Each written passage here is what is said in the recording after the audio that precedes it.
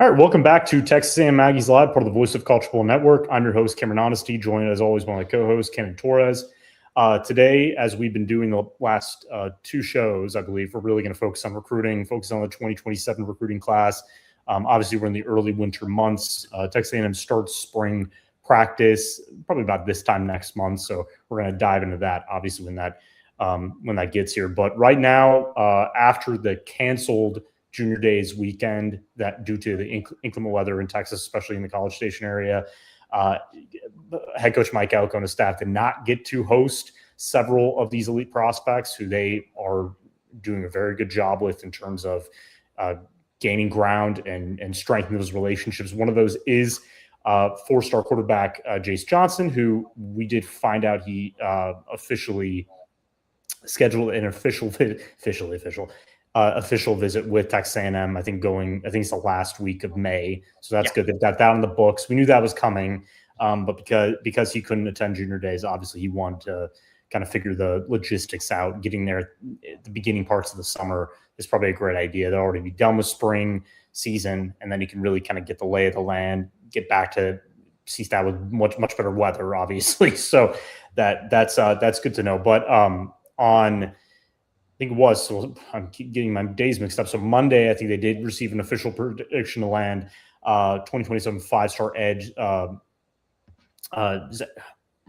Yes, thank you. Zyron Forstall, sorry, another name in my head, who by far is one of the most elite pass rushers in this class. I think he's ranked number 2 below DJ Jacobs in the 2020 and the 24/7 recruiting class rankings.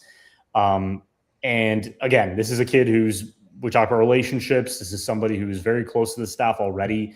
They have been in on him from the very start. They have been kind of following success. He's been rising. And overall, I wouldn't say like he's a better prospect than DJ Jacobs, but I would say he's up there. I mean, this is somebody who they've already compared to Cassius Howell, who's obviously a unanimous All-American after his final season with A&M this past season. Is most likely going to be a first-round draft pick in the 2026 NFL draft. And again, you've seen what Mike Elko has done with these type of pass rushers in his scheme, and it's no surprise that someone like Forstall, with his talent, is highly considering A&M and could potentially announce his commitment sooner than later. Yeah, Zyron Forstall, like you said, is one of those elite edge prospects, especially this year, where A&M looks to be like in the thick of it for pretty much every edge rusher prospect you could think of in 2027. You said it yourself first with DJ Jacobs being up there, Zyron Forstall obviously being ranked inside the top 1 to 5 prospects, regardless of whoever's up there. But Forstall is a kid that originally was from Louisiana and moved to Florida to play at IMG. So there's not only going to be competition for Forstall, but now playing on the national scene, especially at a school like IMG, you are going to have every single school who's heard of IMG, which is pretty much all of them, come look at this kid. And this is a 6'3.5", like 240-pound frame. He is the definition of like a sneaky, like twitch guy when it comes to off the edge. And I don't know how sneaky you can be being a 5-star projected prospect. Mm-hmm. But as a 3-point edge rusher and a 2-point edge rusher, especially like standing off of 2 feet, I really like this kid as one of those either outside linebackers or 3-tech edge rushers. So he has a lot of juice when it comes to redirecting offensive tackles. That's where I think he excels. And right now, if the Aggies are trending for him, it's probably for good reason. They've put a lot of effort into this recruitment. And they have been known ever since dating back to the first season Mike Elko and his staff were here. They go after the prospects who deliver the elite traits of athletes and can play whatever position you might want them to play, right? I mean, we've talked about like Keati Armstrong, who we were projecting as, maybe if he comes into a loaded tight end room in his freshman year, could he see play at, defensive end because he's that big of a prospect.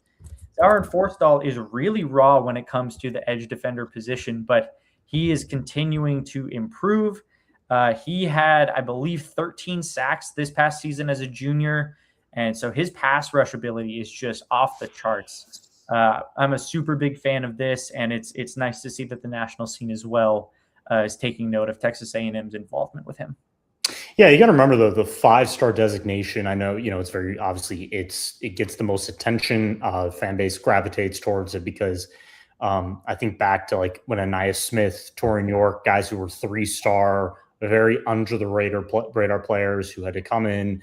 Obviously, Torian York did, earn a starting spot during his freshman season, which was a shock to many. Nobody really saw that coming. But Anais Smith, somebody who really had to work his way up the depth chart, obviously becoming a star for A&M. These 5-star prospects don't come in with a red carpet per se, but they're always going to be players to watch when they commit to a program, because you're thinking, just how talented is this kid? Is he one of those guys who just has a ton of talent but needs time to develop, or is he just a for sure gonna get on the field immediately, make an impact, be somebody that the coaching staff can't take their eyes off of? We talked about Brandon Arrington, Texas A&M's incoming freshman cornerback, as one of those type of players. Obviously a 5-star prospect, considered the best cornerback in that class. And he's somebody who we've seen throughout the camps and obviously the Under Armour All-American Bowl. That's somebody who is one of those type of players who's going to go in one-on-ones this offseason, and the coaching staff's probably just go, okay, should we keep this kid on the bench for a year? Because I think that'd be a waste of his talent. Forstall could be one of those guys. Someone who also comes to mind is Trishan Gibbons, one of A&M's pass rush guys who's going to come in the 26 from the 26 signing class as a freshman.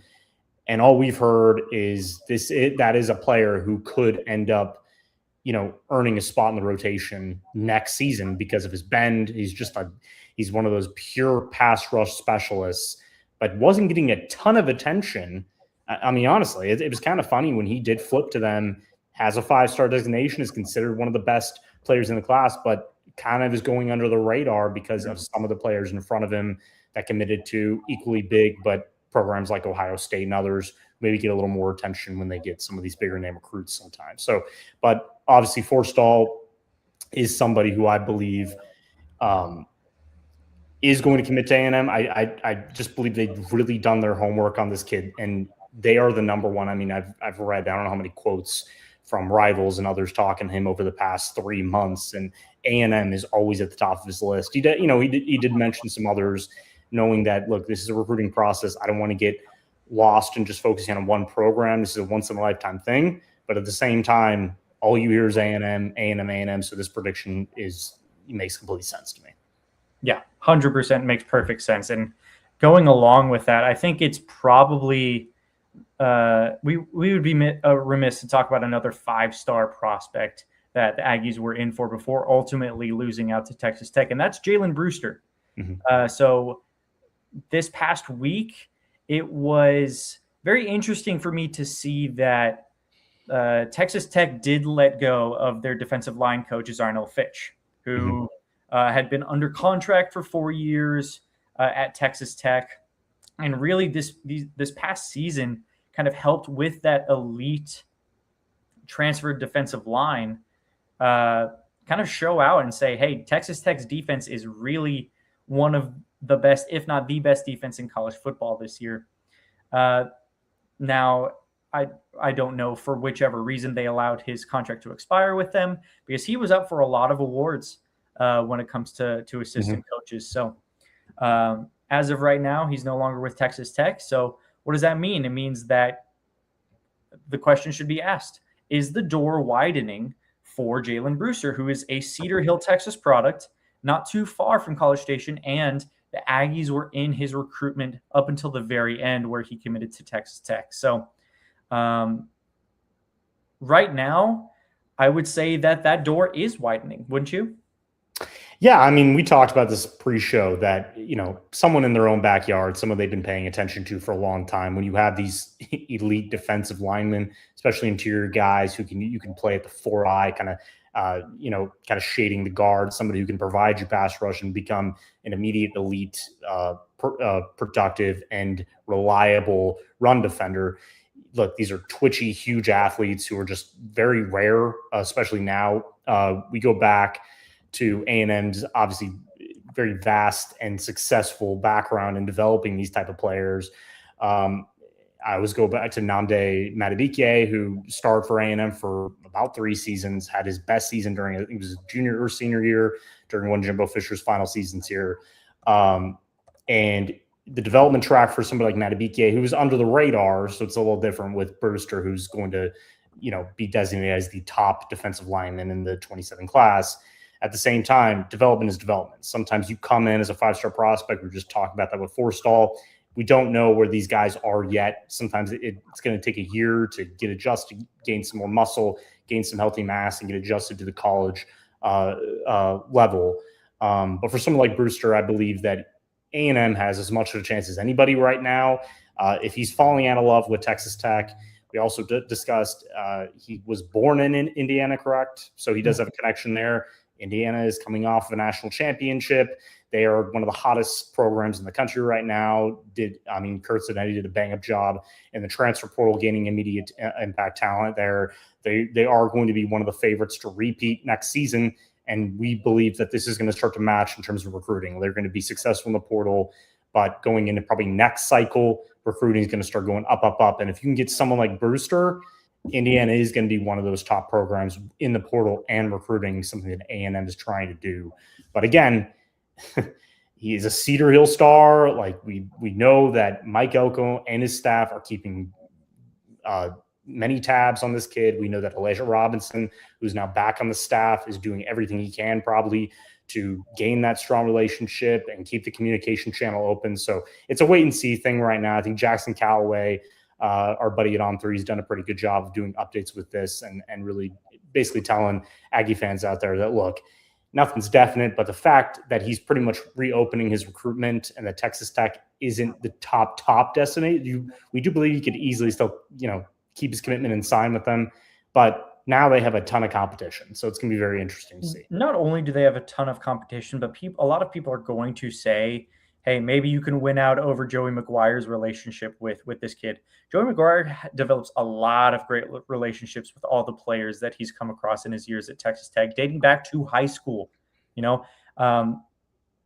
And with this, Jalen Brewster is one of the more elite defensive line prospects I've seen in the past couple of years. There's a reason he is the number one guy, and it's not close for me. Brewster, a lot of people are also going to say that it's going to come down to the money. And while that may be a big part of it, a lot of it is going to come down to who is going to give him the best chance to develop, like you said. So it's going to be a full combination of this, and it is not going to be a money play for Brewster. And, for both these programs, we just saw with the Seahawks in the Super Bowl, what won the Seahawks the Super Bowl. Not saying that New England was that great of a team. It was an elite defensive line. It was defensive line play. If you can have a defensive line season after season that gets after the quarterback, stops the run efficiently, but can get home with 4, someone like Brewster, you're going to spend the money on this kid. You don't care what it costs, because if you feel he's going to be a superstar in the middle of your defense, combined with getting those edge rushers that A&M has already had in the past. Obviously, their struggles with run defense last year is something they're trying to fix this season. We do believe they're going to keep recruiting at linebacker. They're going to do a good job at every level of their defense, but focusing on defensive line, that's where Mike Elko knows he can win. He can win there. He can win on the offensive line in terms of establishing the run and keeping his quarterback clean. It's very basic football. So I don't believe that money's ever going to be a problem here with A&M. I mean, I get it. We talked about the oil money thing with Texas Tech. They've certainly shown that by getting some of the top players from the transfer portal over the last 2 years. But you are right. I agree with you. Joey McGuire is a great guy. He's done a great job with relationships. I think he really learned that at the high school ranks for a long time, understanding how to talk and relate to these kids. I think it's very offensive and annoying when people say, well, you're just a high school coach. You don't understand how many great high school coaches there are that could coach at the next level. They choose not to for family reasons, or they just want to coach young guys and develop them. But you learn a lot at those ranks, and you can end up becoming a great college or NFL coach one day. And I think it's going to come down to the final, weeks or months. But I do think A&M is going to be a major player, guys. I just don't see why they can't be if it was a different position. Maybe, but just the background with defensive line, Elko is a defensive coach first. Some of the hires he's made, obviously Lyle Hemphill taking over as defensive coordinator, some of the assistant coaches they brought in. They're all going to do a great job in recruiting, I believe. I think that when you look at some of the names and the elevations, the reason they elevated these coaches is because they know they're going to be good development coaches, but recruiting comes number one. If they can keep doing that, they're always going to have success on the line. They're going to be in, like you said at the beginning of the show, they're going to be in on every player you can think of. Anybody that A&M is connected to, unless it's just one of those slight connections because of geographical reasons or whatever, they're always going to be in that recruitment until the very end. Yeah, they're going to be in a lot of them in the coming months, especially as we see more unofficial visits come up for campus visits, just for people to get out and see. I mean, we're going to see a lot of kids over the month of probably March come out to A&M, whether that's on a spring break, unofficial visit, just to check out the area. I mean, it's a beautiful time in College Station. I'll tell you that during March. But right now we're kind of sitting in that dead spot where recruiting kind of takes its toll on like people like us, where we're just kind of checking around for the certain whispers we're hearing during the dead period, because coaches aren't contacting kids right now. But we're just going about our day. And Brewster and Forstall could be a couple of these guys that they had in the 27 class who are just difference makers. It is a long way to go from here, but they could definitely look down the line, early signing day in December this next season, and be like, man, we did an excellent job at identifying these kids early. So pretty happy with that. You mentioned the coaches that Mike Elko has hired. So guys like Lyle Hemphill, who he backfilled as, an off the field guy, but now elevated to defensive coordinator who's super familiar with him. Now, they did make a couple of other hires this past week. I think the first one that we saw was the hiring of Stanford defensive coach Paul Williams. So can you give us a little bit, because when the news first broke, it was kind of early. I had gotten a text about it saying, hey, this guy is expected to be hired. Don't know yet. Just putting it out there for you. And I double checked with someone else. Turns out that was going to be the case. So Paul Williams comes over from Stanford as a guy who has been in the coaching industry for a while. He never necessarily overlapped with Mike Elko because they were both coaches at Wake Forest at different times. But he's being brought on as a Nichols coach, specifically the defensive position that Mike Elko always has in his defensive schemes. We saw a lot of nickel this past year, right? Yeah. Whether it was Jordan Shaw, whether it was Tyreek Chappelle, who was back from injury. He built a resume, Paul Williams has, as coverage detail, corner play. He's prior stops at Illinois, Houston. He's developed guys who are in the NFL now, like Artie Burns, Deion Bush, Brandon McGee, and has ties with like Isaiah Johnson from his time at Houston as well. So he definitely has had a hand in developing kids to the next level, especially from the nickel or DB position. So how do you see this hire working out for A&M as an on-field coach?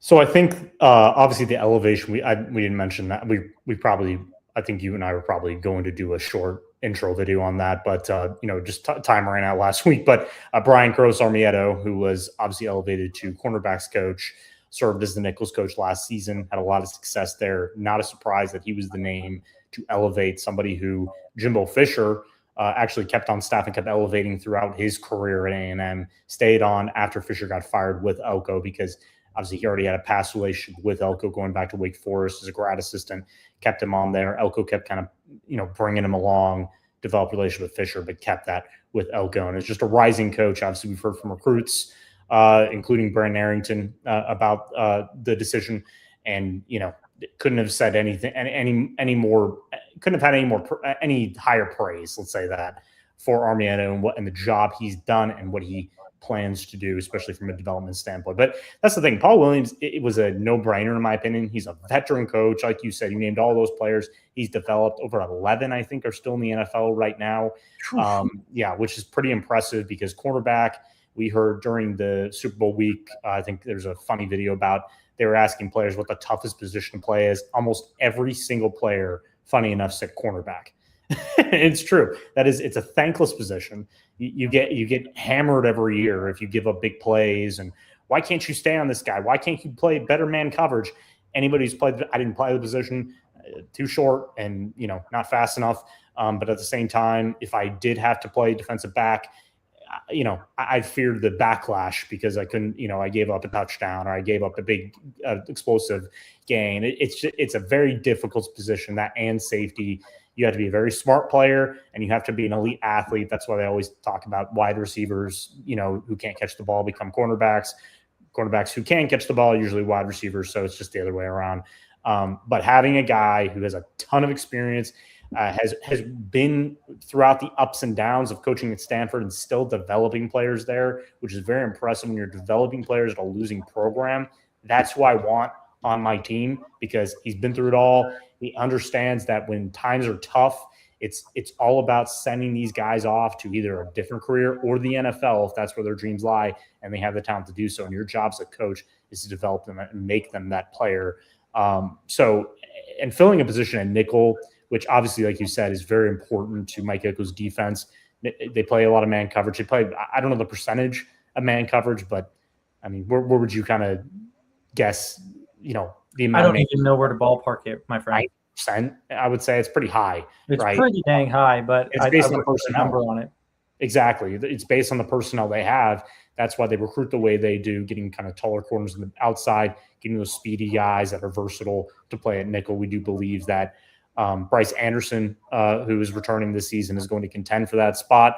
Who better honestly, you can't have a better coach to help Bryce Anderson get going and get back to kind of being out of that safety role to playing nickel full time. So it's a fantastic hire. I loved it. Not as much as I love the next one, but I will say that shoring up that defensive room, giving Lyle Humphil a complete staff made up of experience, trusted, minds who are just football guys who, obviously Paul's not at the end of his career. He's an older coach. So he's kind of getting to the point where maybe he wants a bigger job in the future.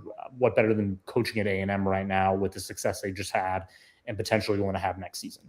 Yeah, definitely one where it's like, hey, just bring on these coaches, especially if you are hiring guys like this next guy is an analyst, which you can have as many of those, right? Under the new rules. Oh, yeah. A&M did make another hire in veteran offensive coach Drew Hollingshead. Most recently, his stint at Coastal Carolina on their offensive side. So Hollingshead, his background is actually, he's a Texas native. I believe he's from Rockwall and started out at Texas A&M Commerce, worked his way up, and he's had a hand in a lot of pretty well-known offenses. The one I want to point out, though, is under Mike Leach at Mississippi State, where he had a big hand in developing Will Rogers, one of the more consistent quarterbacks we're going to get from these late 2010s to end of 2021, where I think Will Rogers probably had his best season. But he's a quarterback developer by trade. So he had a hand this past season coaching Caden Veltkamp at Coastal Carolina, or the previous season before, who, threw for over 3,200 or 3,100 yards, 66% completion percentage, which pretty dang good to complete 2/3 of your passes. And Caden Veltkamp was a guy that was putting Coastal Carolina's offense on the map. So this guy had a hand in developing him. I'm all for it. But probably my favorite fact is I'm a big fan of Gardner Minshew and, cutting your own jorts, all of that stuff with a guy all the way from Western Kentucky who lives out of his own RV.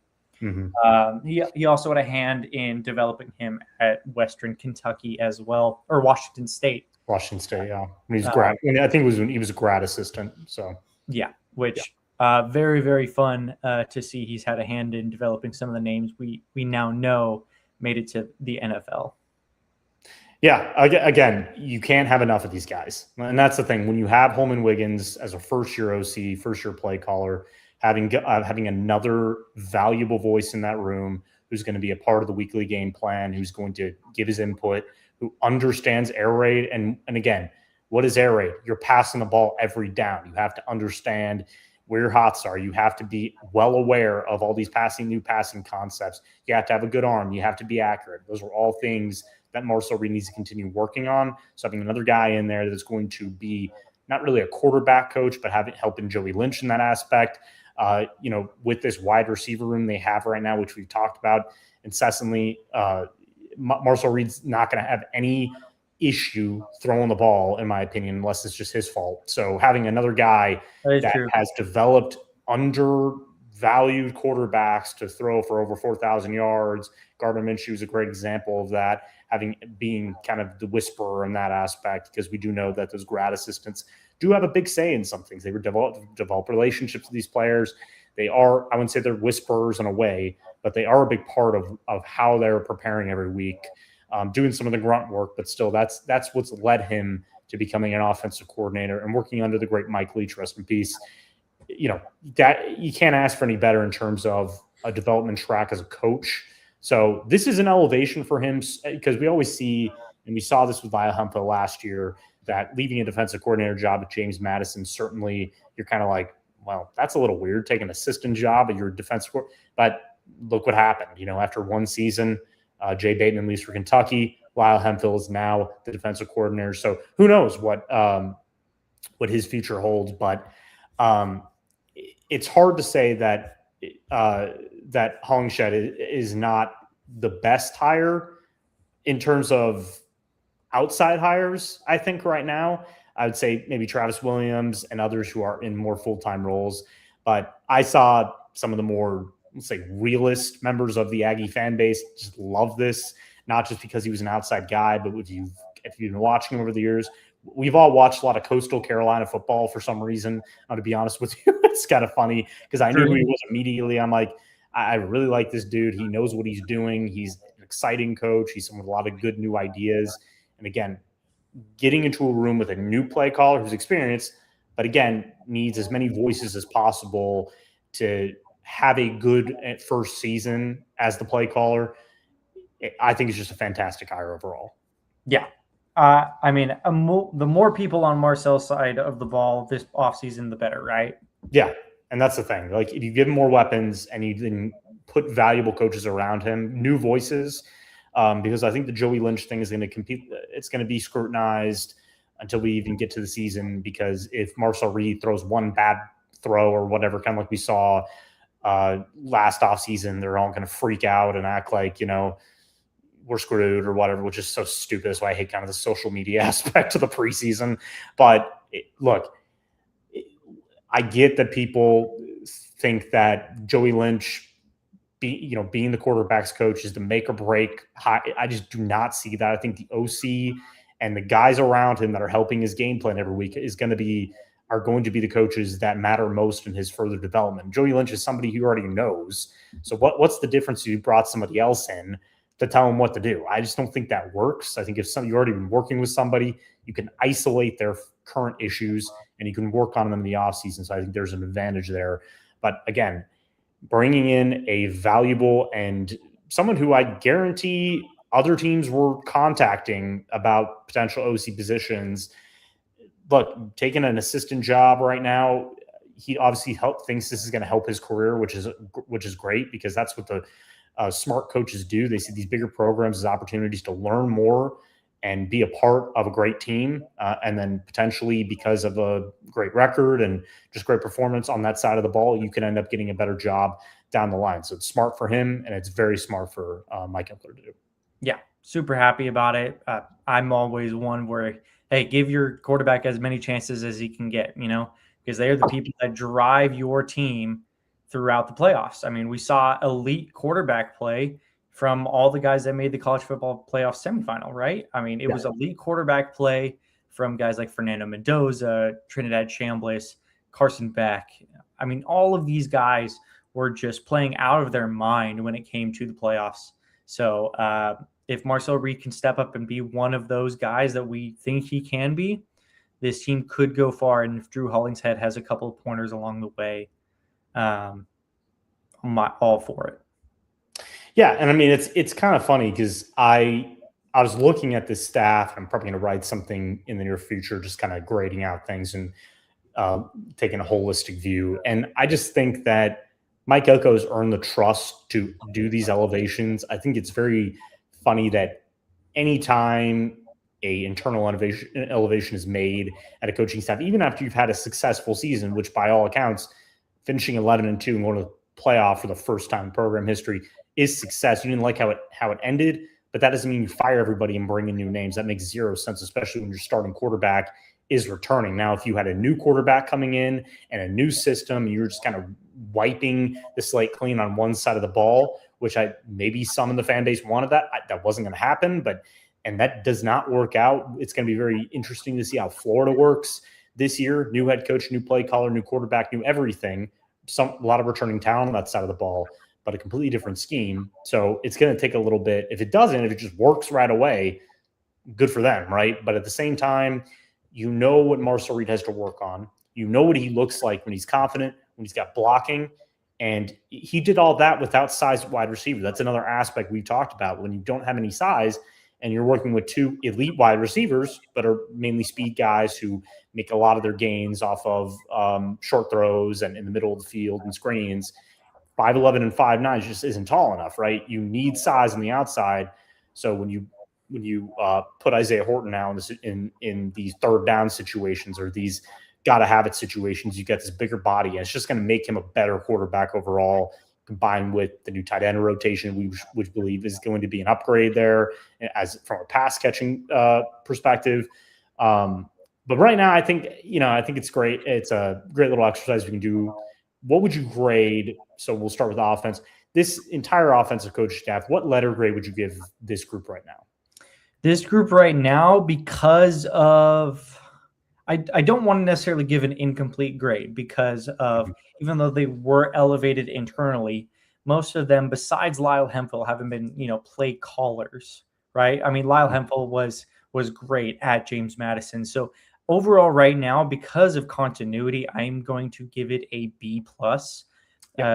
Because of you're able to have the glue of what makes your offensive and defensive roster there. I know you lose a bunch on the defensive side with guys like Torian York, Cassius Howell, guys inside like Albert Regis and Tyler Onyedim. But essentially you have guys who have been in this program who are ready and hungry to elevate to new worlds, especially on the playing field. I tell you, there are a couple of guys who are ready to get on the field, even some as soon as true freshmen. So as of right now, I think B+ is probably the best I can give it, given an optimism approach. I think someone looking at it pessimistically might give it a C+ just because of the internal hires and the people who were kind of on the market in terms of job positions. So if everything had been done optimally, you would have heard about it, the day right after. They would have hopped on the train and said, hey, here's a boatload of cash for whoever, right? Yeah. You would have gone after, Bryant Haynes at Indiana for, $8 million as a defensive coordinator, right? Sure. I just think it's based on the personnel. I think that the leaders they have in the locker room, I think that's why they made the decisions. They know that obviously it starts with Marcel Reed, but it also starts on defense. Like I would give the offensive coaching staff right now probably a B, because you got to show me what you can do first. I think that the Holman Wiggins thing is always kind of funny to me, because if Holman Wiggins was on the open market, somebody would have hired him as an OC. I truly believe that. He's already co-OC. He can kind of co-sign on that success they had and say, well, I was a part of the game plan every week. I wasn't directly calling plays because Colin Klein was doing that, but I know what I'm doing. I know how to build an offense. Obviously, I have vast success in my background at Alabama, developing star wide receivers who won the Heisman Trophy, and there's a ton of Pro Bowlers all over the NFL right now. So, if he went somewhere else and someone hired him as an outside new OC play caller, I think they'd probably go, that's a great hire. But because it's an elevation, they go, well, I already know who he is. It's not exciting. It just doesn't matter. It doesn't work that way, because especially on defense, I would probably give that an A right now, because I truly do believe him. That's my personal opinion. I'm not being a homer, not paid to be that or anything like that. I just believe that Lyle Hemphill knows what he's doing. He's been working with Mike Elko for years. I think Mike Elko's kind of been grooming him for this position as defensive coordinator, knowing that Jay Bateman wanted to be a play caller right away. He's getting up in age in terms of coaching. He wanted to get an opportunity somewhere else, potentially be a head coach one day. So going to Kentucky for him was a business decision. He's going to call defensive plays with a young head coach there. Makes perfect sense. With a veteran head coach who is the defensive play caller and the architect of this entire scheme, having somebody who you get along with, you understand, and you feel as a coach on the rise and putting him in that position, and then giving him all these great assistants, especially Elijah Robinson, who are going to kill him on the recruiting trail. They're going to be impact guys in the transfer portal. We already saw that this offseason. I mean, he's set up for success. I mean, you can't – and by the way, you can't blame Lyle Hemphill for anything that happens next year potentially. Who are they going to blame? They're going to blame Mike Elko. And I think that's kind of strategic, right, because he's the defensive play caller, but this is the guy – they both work with each other all week. And he's going to have a huge say in what they do. And I think one of the main reasons they ended up getting a Tawfiq Byard and guys like that is because of Lyle Hemphill, because of his background with working with secondaries and working with these versatile safeties and corners that he's going to know how to use. So I'm way more confident there. Offense, run defense can be blamed for their failures at the end of the year. The Texas loss was confusing to me because now you know that Arch Manning was hurt, and the fact that he ran all over them is just kind of nuts. So maybe that is the top thing they have to fix this offseason. If they do that, are they going to have instant success? I don't know. We'll see, because I think it's going to fall on the offense. It's going to fall on Marcel Reed to be a better quarterback in big games, especially big games on the road. He did show that against Notre Dame. He showed it against LSU. We kind of found out that LSU wasn't a very good team. We found out that Missouri was playing their, third string quarterback at that time. There are a lot of things that you can talk about in terms of giving him an easier route there, but losing to Texas at home, losing to Miami at home in these big games against great defenses, that's going to make or break A&M. So you're going to put more flack on the offensive staff. But we just sat here for 10 minutes praising Hollingshed. So I think they're in good position to improve there. And I do. And one of the reasons I believe in Holman Wiggins, and I'd love to know your thoughts on this, is when you work under Nick Saban, and we saw that for years with Lane Kiffin, right? Lane Kiffin is now the talk of the town. He's the new head coach at LSU. They all think he's going to win a title there because LSU is a elite recruiting ground. You're going to get all the best players from Louisiana, and you're going to, he's already the portal king and all this, whatever. But hey, don't disrespect the portal king like that. I know. Look, whatever. I have no hatred towards Lane Kiffin. I think he's a goofy man, but at the same time, he's very entertaining, and he actually makes college football even more fun because he is so goofy. But that's what makes it hilarious. The drama.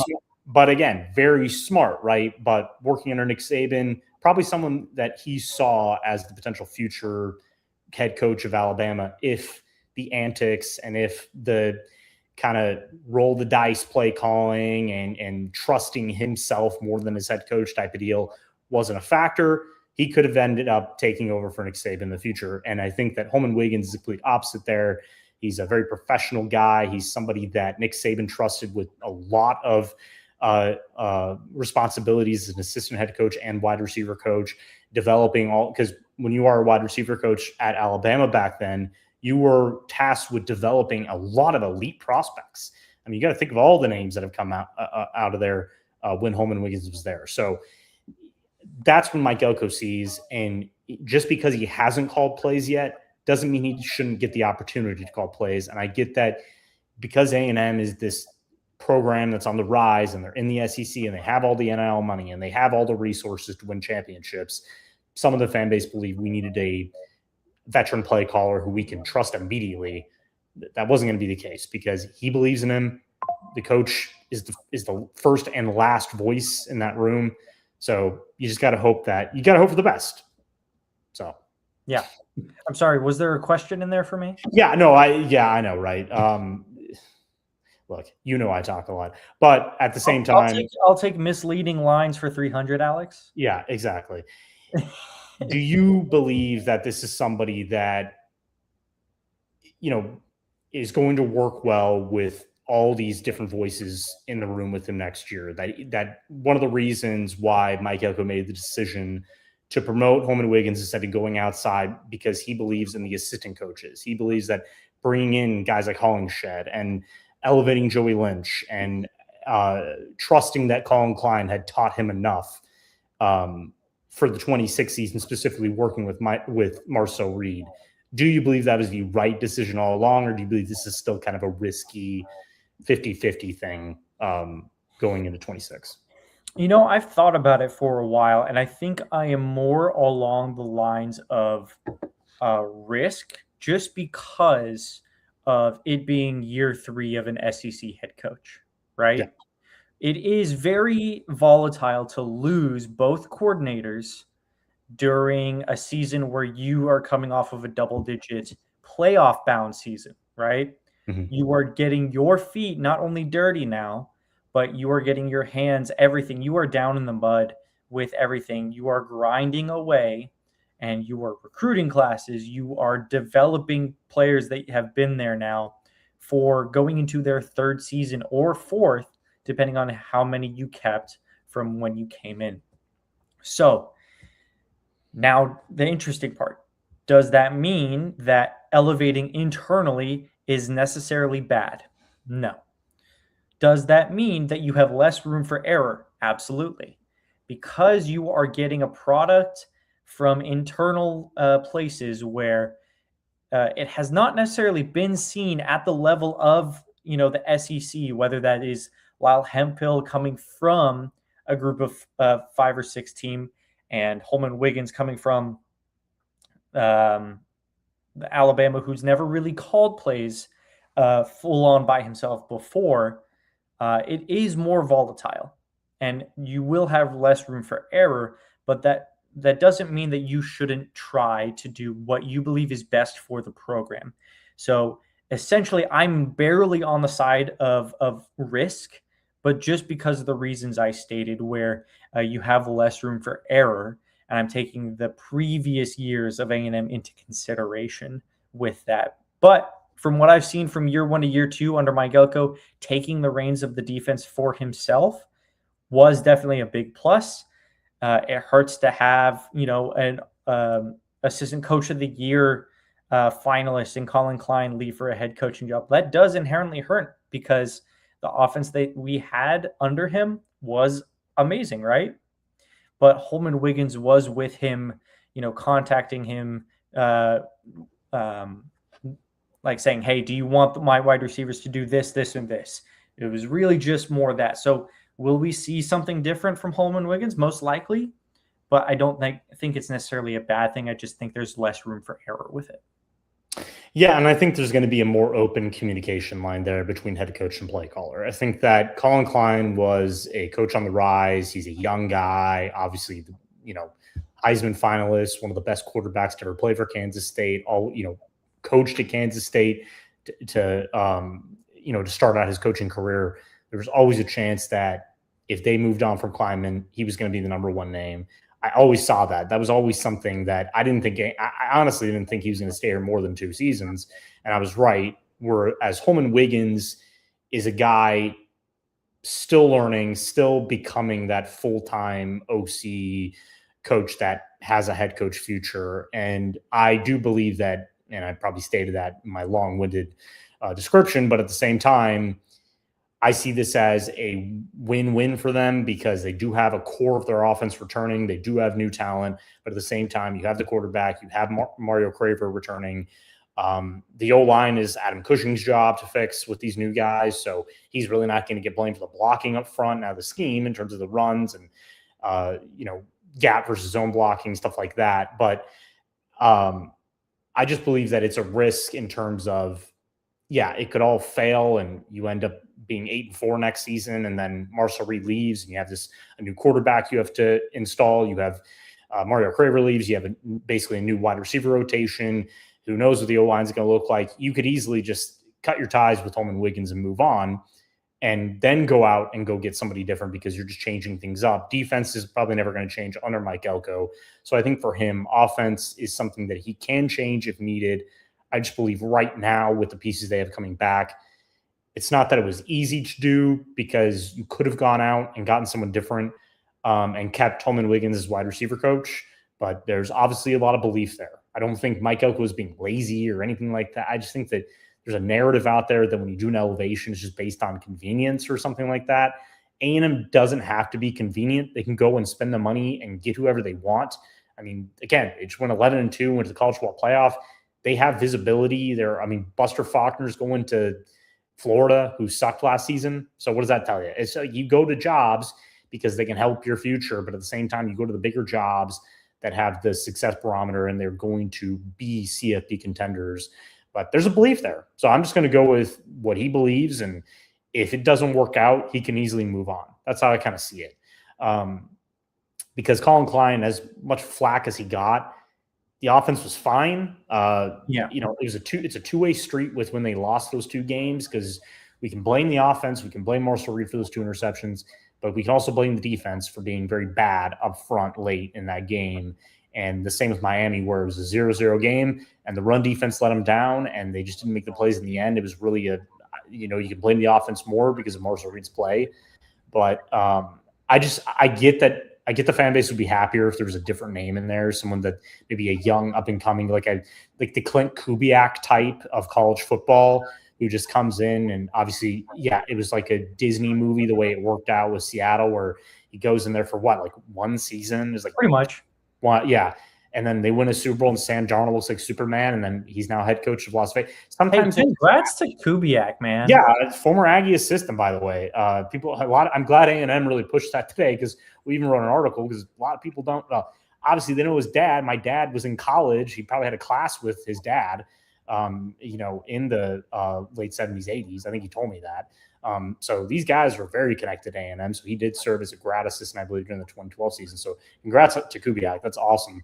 But that's my point, right? There are, you want those guys, but a certain former Clemson OC was that guy, brother of Lincoln Riley, or Garrett Riley.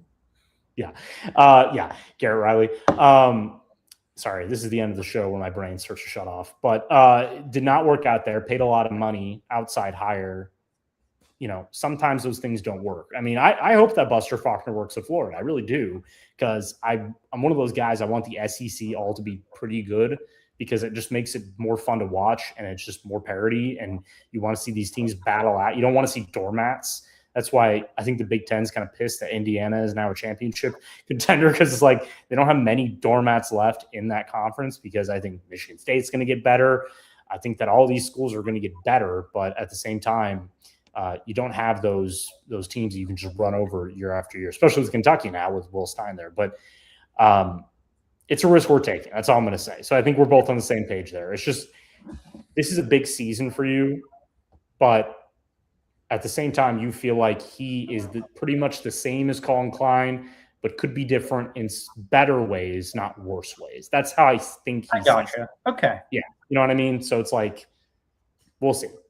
So we got about 10 minutes left. And we got 10 minutes left. But what I wanted to talk about first is like the basketball that we've been having the past couple of weeks. I know this is a more football-centric show, right? And that's why we leave basketball at the end, because we're going to talk about it. We're going to talk about it because Texas A&M just went on a week where they went 0-2, and one of the games was, a thriller of a 97-100 loss versus Alabama. And then Saturday at home, they lose by 20 plus to a really, really good Florida team. But this next week, they take on Missouri. I mean, tomorrow they take on Missouri, which they are, by a lot of sportsbooks lines, -6.5 favorites at home right now. It's a really feisty Missouri team. And actually, our sponsor Underdog right now has player prop lines out there. So if you want to add a little extra juice, all of our people watching, we actually have a code with our sponsor Underdog that if you just put in that code VOCFB Aggies and play $5, you actually get $50 credited to your account to add a little extra juice you want. I know I'll be taking, I believe Rashawn Agee is listed at 15.5 points at time of recording. So I'll be taking his over. He's been money to hit that in pretty much every single game during SEC play so far. He's been electric for A&M. I know Ruben Dominguez is going to be listed at 2.5 threes. He's had a bit of a cold streak thus far as people are keying in on him, but I'm still going to take his over because once he hits that first one, he's money for the rest. So if you guys want a little extra juice, go to Underdog, use our code VOCFB Aggies, and play $5 with that code. Yeah, and as always, if you have a gambling problem, you can always call 1-800-GAMBLER. Yeah, and it's, you and I have discussed off camera through text throughout the week. I didn't see this coming. I think we had a good measurement of who A&M is this season. We know their strengths. We know their weaknesses. We knew that running into Florida on Saturday could potentially be a buzzsaw. They just weren't ready for that game. They couldn't shoot well. I mean, honestly, it was one of the more surprising games I've seen all season from any team, especially an A&M team that is averaging like 47% from the field this season, almost 40% from three. Like, even Bucky made a joke today, basically saying if we took half court shots, we would have had a better shot at. Which he's not technically wrong. He's not wrong. So sometimes those games happen. The size difference, Florida's elite front court. I mean, the guard play was even better. Boogie Flan was having a great game. They were breaking the press pretty much every time. A&M was pressing in the second half. Just a bad game overall, something you can flush moving on to the next week. Now, today was obviously a big day for questions regarding Charles Bediako, Alabama center, who was finally deemed ineligible by a judge on, I believe, is Monday night. And the question regarding A&M's loss to Alabama is a 3-point loss, 197 last Wednesday night. Bediako, I believe he had 5 points in that game. So you kind of look at the differential there. A&M would have won the game, let's say, if Bediako didn't play. I personally believe A&M would have won that game if Bediako didn't play because of his defense inside, some of the missed opportunities, some of the missed layups that were defended against Bediako, some of the rebounds. Just having that size in the middle did thwart A&M late in the game, and those guys are getting a little tired, but they have to make shots. And some of those just didn't go down, even though A&M shot like it was close to 50% of that game, something nuts like that. But back and forth contest. And Bucky was asked about that today and basically said, they were talking about the NCAA tournament implications. A&M is still safely in the field. I think Bracket Matrix had them as a pretty much an 8, say as like an 8.5 average. I believe it's an 8.31 average in over 99 brackets. Which is 8 or 9, right? They're like on the 8 or 9 seed line. Right now, with their record right now at projections, 8.31 is pretty good, but it does mean that in that 8-9 matchup, if you are an 8 or 9 seed, you'd be getting the 1 seed in the next round. So yeah, so right you want to kind of head up to a 7, or if you are very, very if you go on a run here, get up to a 6 or a 5 seed, which is entirely possible. Are we projecting it yet? I don't know. We'll have to see. We'll come back this next week.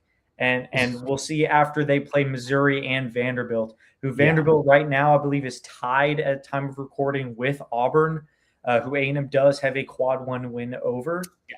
But back on the Bediako thing, I think that it's important to note that I'm a person where if it's a player that's out, I mean, we see injuries all the time, right? And injuries do affect games. But if someone's ruled ineligible, it's something that we've never really experienced before as college basketball fans.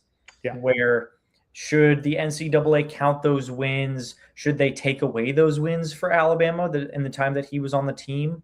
Should they receive a postseason ban? These are all questions that have come up in the past, month since Bediako joined the team. And first of all, you got to feel for Bediako in trying to use the system for his advantage. I mean, he was trying to get his degree at Alabama even before joining the team. This was just a little added bonus to it, right? Why not use the same thing? And a lot of people are going to complain about, why are we letting overseas guys in if they're pros as well, right? Which is a lot of just pointing fingers and blame for the overarching problem. Yeah, so Rashawn Agee catching strays about that, which doesn't make sense. Rashawn Agee catching strays about having a temporary restraining order as he had COVID and injuries as well as JUCO. So it's different situations, and I get pointing fingers, I get pointing blame. People are angry for whatever reason. I know Alabama fans are for sure, just because, I mean, why wouldn't you try and use 100% of the resources you're given to try and win, right? No, I'm not. I agree with Alabama. Like Nate Oates today, basically saying, "Look, we thought it was." We asked, "Do you think it was worth it?" Like, it's like, of course that was worth it because my job is to win basketball games, and I was being told that I could do this. I was being told it was all legal, and that if you get this restraining order and you have that, it's allocated, you can play until further notice. Who cares, right? Like, we're not disobeying any rules.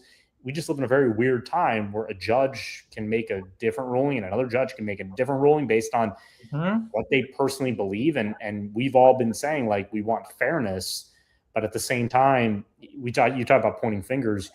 There is a law there, and his is very different, right? He played in the G League. He was in a professional league already. The whole international thing, it's confusing me. I didn't go to law school. I have a friend who is a lawyer, so maybe I can ask him. But at the same time, most of us aren't lawyers. We didn't go to law school, so it's very hard to understand some of this stuff unless you do a lot of dense reading there. But we do feel bad for Bediako. I just think personally when and I'd love to know your opinion on this, but McMillan basically saying, I do hope the NCAA takes this into account, right? And maybe it's not that they vacate the win, loss, whatever. But when tournament time comes and A&M is in that 8 to 9 or let's say 7 or 8, seed range. Let's say they end the regular season with like 22 wins or 21 wins or something like that. They have maybe 4 quad 1A wins, which would probably be tied atop the SEC. Maybe they do pretty well in the SEC tournament, but still you're kind of looking at the rest and going, yeah, we believe maybe an 8 seed, but what about that Alabama loss, right? Should we really take that into account? Because it was a 3-point loss. Bediako was playing in that game. So do we just give it to A&M and maybe give them a proverbial, quad 1A win and say, give them a 7 seed? I don't know. That's going to be the case with a lot of teams though, because Tennessee lost to them. Auburn lost a lot, right? Auburn lost to them in a 4-point game where Bediako, I think, had 12 points. So they have a gripe. They have a legitimate gripe. So it's up to the NCAA to be fair, but I don't know what Bediako's lawyers are going to do here. They're going to keep arguing this and use all those examples we just used. Rashawn Aggie's probably going to come up in one of them. I almost guarantee it because they're just saying they think it's the same thing when it's not, but that's just what you do to try to get out of this. But no, I do think the NCAA should look at that because A&M is going to be one of those teams, if they finish the way we believe, that's going to be between one of those seed lines. And one of those seed lines, like you just said, is very important in terms of matchups in the second round. Those first round 8-9 matchups are hell. I mean, they're always like the closest game. And sometimes you're beat up and then you go face the 1 seed like at Arizona or somebody like that. And the thing is like if you're an 8 or 9 seed right now, the projections would be you might reface a team that you have played during the regular season. Exactly. It's either UCF who's hanging around that spot. It's SMU who's hanging around that spot. It could be Auburn again. We don't know. I mean, obviously we'll see tonight after the Vanderbilt Auburn game where people are sitting, but it's definitely a big chance to do that. But if you are able to climb up to a 7 or even a 6 seed, you are going to get a more favorable matchup. So if you're a 6 seed, it's a 6-10, correct? 7-10. 7-10. 6-11.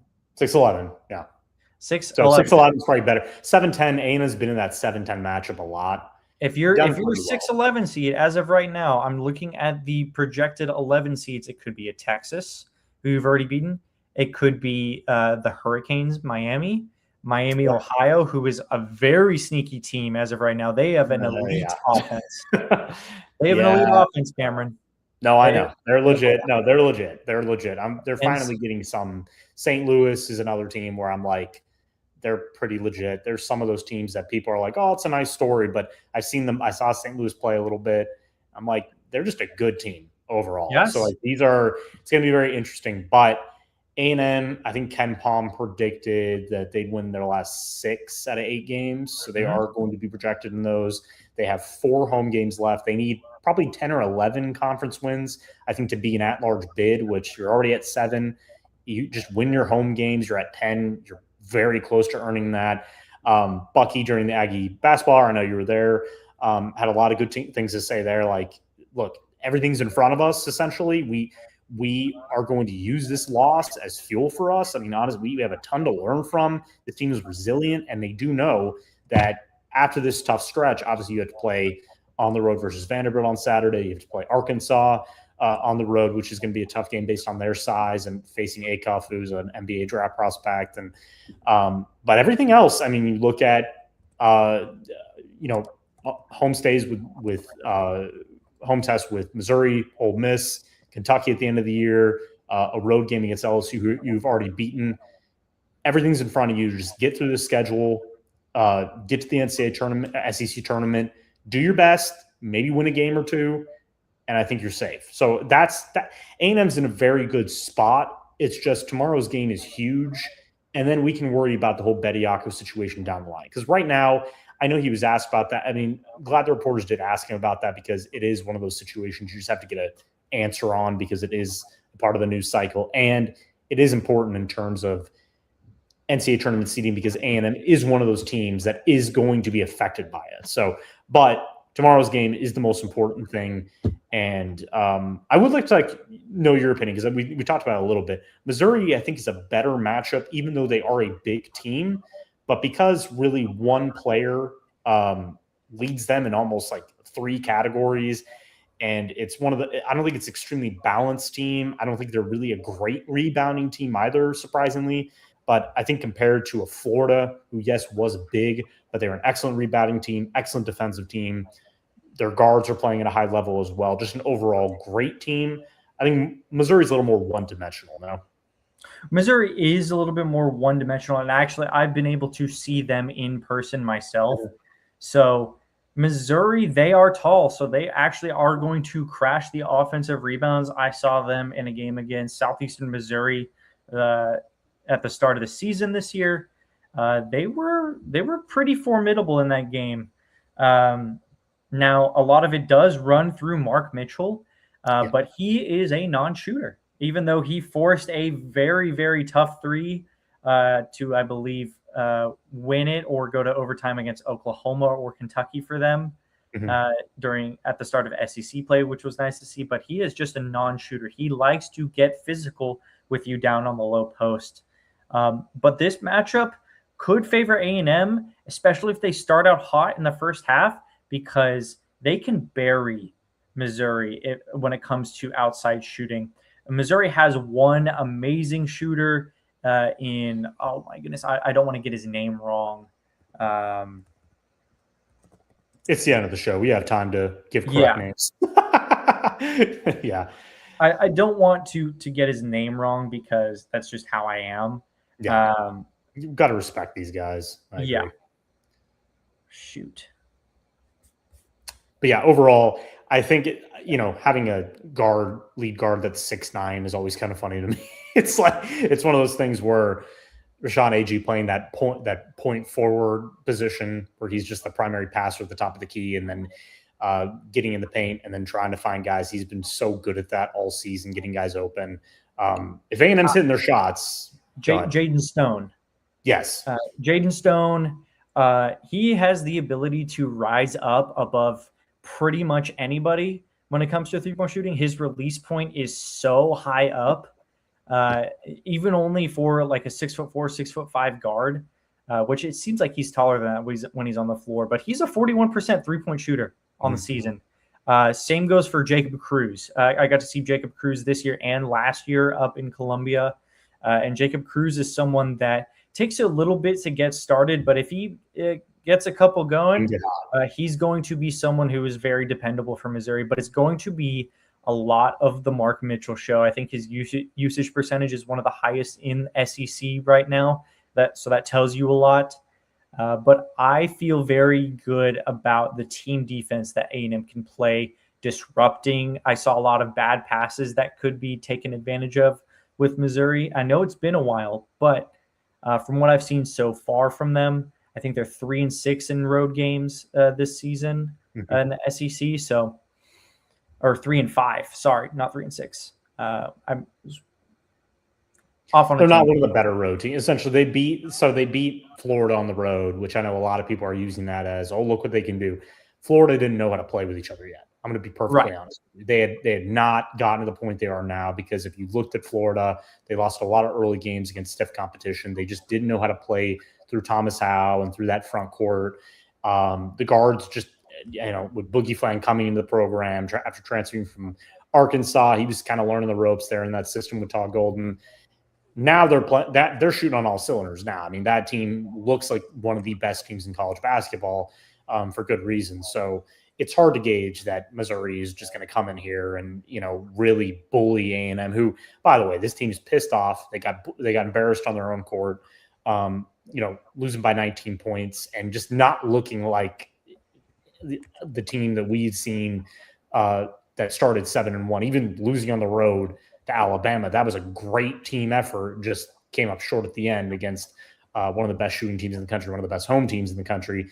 But they're going to look much better, in my opinion. We're going to see a much better shooting performance. I don't have to knock on wood there because I've seen it enough. This isn't a Buzz Williams team where you kind of have to guess if they're going to shoot well. That Bucky's been, installing this game plan. They're not going to change much from what they did. And like you said, I mean, they didn't change much against Florida. They're not going to change much against Missouri, but I think they have a much better shot. And I think one of the underrated storylines is that they grabbed 19 offensive rebounds. I'm glad that Bucky actually pointed that out last night. That's very impressive. It has shown that they've been crashing the boards at a higher rate. They're doing a much better job vision-wise of just getting the ball when it goes down, like not having to getting bullied by bigger forwards. And it's an interesting matchup, like you said, but it's a great opportunity for A&M to rebound. If they can win this game, I do give them a shot on the road versus Vanderbilt. I think that Vanderbilt is one of those teams that can be upset. Obviously, Oklahoma beat them last weekend, which is very shocking. That was a team that had one win in SEC play, but it can happen if you're having a good shooting day. They did that on the road against Georgia. I think this team played really well on the road overall. But they know that Reed Arena gave them everything they could. I loved how McMillan said they were probably a little amped up, actually, because they were just such forces and showing up in all black and getting the message. And I think they're going to do the same in the maroon out tomorrow. I know you're going to be there. So, I believe in them. I believe they're going to get back on track. So I am picking the win tomorrow. I just think that you got to avoid slow starts. If you avoid slow starts, you're golden. If you do start out slow and you allow Missouri to take let's say a 10-5 lead, and then you're kind of going back and forth, maybe they have a slight lead going to the half, I don't think it plays in your favor. So getting out early, shooting well, Dominguez getting involved more, hopefully they can get him open more and he just gets back to comfortability and confidence shooting three. A&M's going to look much, much better. Absolutely. I mean, we'll sign off with this. So you mentioned that if their Ken Pump projects them to go 6-2 over the last 8 games, Sure. right? So that means looking at their schedule now would mean quad. You have 5 more opportunities at quad 1 game right now, which would be Arkansas, Vanderbilt, Kentucky, and Texas isn't. Texas is quad 2. Just because they're so high in the net. Sure. But if you based on the nets, if you get wins or if you steal 2 of those, we could be talking about potential low 7, high 6 seed when it comes down to it, and that's just avoiding the losses against teams like LSU and Oklahoma who have not done well thus far. So we're pretty stoked with what we've seen this year. I know we're going long on this show, but we gotta give credit where credit is due, and Bucky McMillan not only has them rolling, but acting together as one. And that's really what we thought was going to happen year 2 or 3, not necessarily year 1, but it's been a pretty sight to see. So any comments before we leave off the show tonight? No, I mean, I agree with you. I think it's certainly surprising every time I watch one of his press conferences, every time I watch one of his Aggie basketball hours.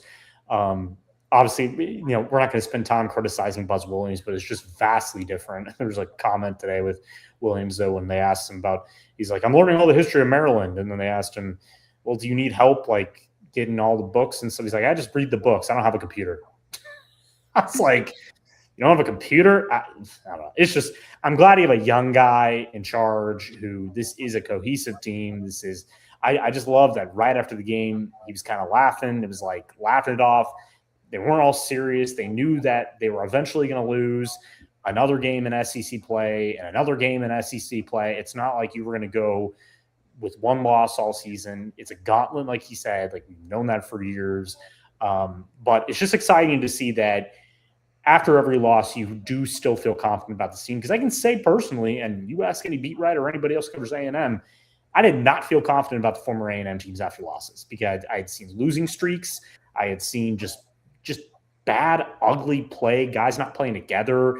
It was running too much through Wade Taylor, but this is just a team that, I mean, we talked about Rashawn Agee a lot. Yeah, he is that important, but I think we're going to see a similar performance that we did against Mississippi State. I think that's the type of performance I could see them bouncing back with, especially playing at home, because shooting so poorly in front of your home crowd that's just cheering you on and giving you confidence, something's got to give there. So I could easily see them shooting like 45% from the field in this game. I just think they're going to come out guns a-blazing, as they say. So, yeah. Well, we'll be back. That's it for us today. Yeah, we did go long. We need to get that basketball stuff in. We'll be back next Tuesday around 7, most likely, time permitting. We're having some fun kind of projecting what the spring will be for football. So stay tuned along with us. Make sure you guys are subscribed as we're going to be coming out with this. There's going to be some of these recap clips that we're going to make of the show as well. So keep watch for those as well. So for myself, Cannon Torres, you can follow me on at Torres Cannon on X. You can find him at Cameron Honesty on X as well. Also follow Cameron over at USA Today, part of Aggie's Wire. Am I saying that correctly? Aggie's Wire, yeah. Aggie's Wire. He's covering a whole bunch of the news that's going to be coming out over this football offseason, and of course with baseball coming up as well. Yeah, we didn't mention that opening day is on Friday, so that was kind of. We were going to react after the opening weekend, so that's why we kind of left it for next show. So that might be on the tail end of next show. But and spring, like you said, it's going to come close. It's getting closer and closer, so we're going to have a lot of storylines there. But so we will most likely be back, like you said, at 7 next Tuesday. And I think we covered a lot today. So we'll see you guys then. And gig 'em as always, and have a good night.